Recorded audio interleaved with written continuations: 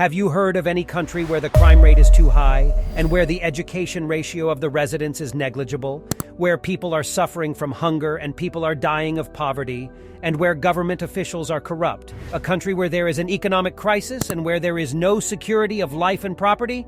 And then that country should become one of the most economically prosperous countries in Asia within 25 years, where the ratio of education becomes 100%, and which is now considered one of the safest countries in the world, where almost everyone is employed and where there is no sign of poverty. This small peninsular country that is not easily found on the world map, which was once plagued by poverty, unemployment, drugs, and dirt, is now called the Tiger of Asia. We are talking about Singapore, a beautiful green country located in Southeast Asia.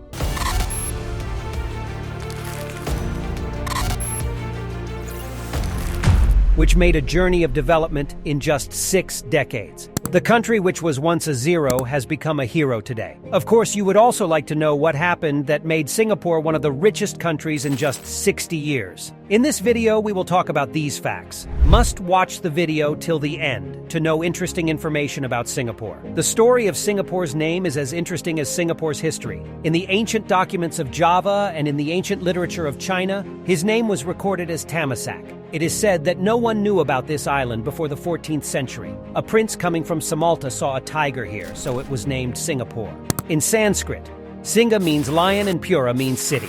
Singapore is 42 kilometers long and 23 kilometers wide. It is surrounded by 50 adjacent small islands. Its coastline is 193 kilometers. It is a small country in terms of area, but it has a population of 5.7 million and an area of 710 square kilometers. Singapore has also added some sea area to its territory through 25% land reclamation. If seen in terms of population and area also, it is the 3rd most dense country of the world. Singapore is among the 4th highly developed countries in Asia, including Hong Kong, Taiwan, and South Korea. Singapore is also known as the Tiger of Asia. If these 4 tigers of Asia stop exporting electronic products, many people in the world whose business is electronics will stop and come to poverty. It's an interesting thing. We will talk about what difficulties Singapore had to go through to become the Tiger of Asia. How we had to fight with tough decisions. Singapore is not a country of one religion, but of different religions. People live together here. Here are 5 major religions. There are Buddhists, Christians, Muslims,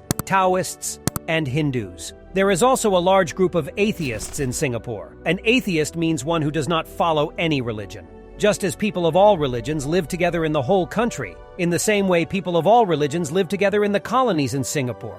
There is no separate colony dedicated to any one community. Such a day is celebrated in the schools there, in which people of all religions dress up other religions and cultures. Unity and diversity is a great reality of Singapore. In 1959, there was a period of poverty in Singapore. People were suffering from deadly diseases like malaria and tuberculosis. There was a lack of food. 80% of the population was forced to live under the open sky without houses. The communists were adding to the political chaos and economic depression through daily strikes. When Kuan Yew became the first prime minister, he started efforts to free Singapore from Britain and merge it with Malaysia, because he wanted to see his nation happy in every situation. Finally, his efforts were successful. And on the 31st of August 1963, Singapore became completely independent from Britain. 16 days after independence, Singapore joined the Federation of Malaysia, along with Malaya, North Borneo, and Sarawak, on the 16th of September 1963.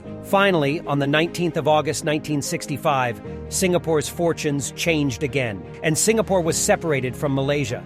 Kuan Yew was once again having a tough time. They had 2 options. Either they would trade their conscience and live a life of luxury by amassing wealth for themselves through corruption, or by making every possible effort for the survival of their country and nation, and by utilizing the limited existing resources, they would put the country and nation on their feet.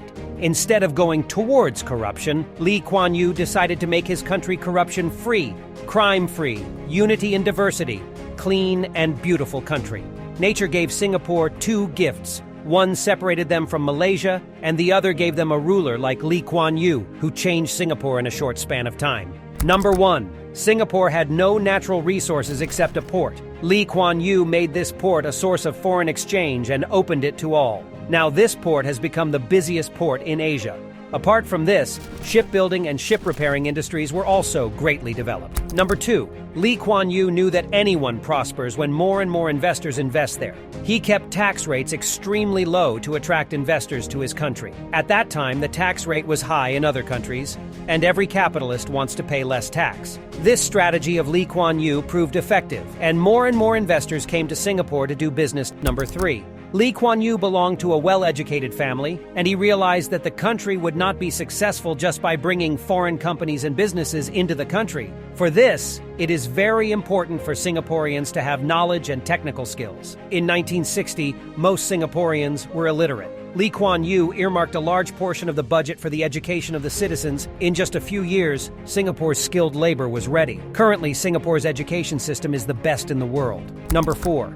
Singapore is currently the 4th least corrupt country. Strict anti-corruption measures also play an important role in economic growth. In order to reduce corruption, severe punishments were put in place, which were also implemented. Number 5. Singapore had a small area, so the lack of land for agriculture was eliminated by vertical farming. Vegetables were grown through rooftop farming, by which the temperature was also controlled. Number 6. Water treatment plants were installed to meet the water shortage in Singapore. Apart from this, Singapore also takes water from Malaysia under an agreement. Number 7. Singapore's population was not large, so immigration was relaxed in the 2000s, which led to more people coming to Singapore and boosting the economy. Number 8. At the time of Singapore's independence, people did not have their own homes. They lived on the streets, but now 90% of people live in their own homes. Number 9. Anything that causes public nuisance is banned in Singapore, like eating chewing gum, smoking cigarettes, eating betel leaves. Number 10. In Singapore, public transport has been promoted instead of private transport, thereby reducing air pollution and noise pollution. Singapore has now become one of the most expensive and richest countries. 6 out of every 10 have $10,000, and the per capita income of Singapore is $57,000 US. Viewers, we hope you enjoy learning the full history of Singapore and gain a lot of information.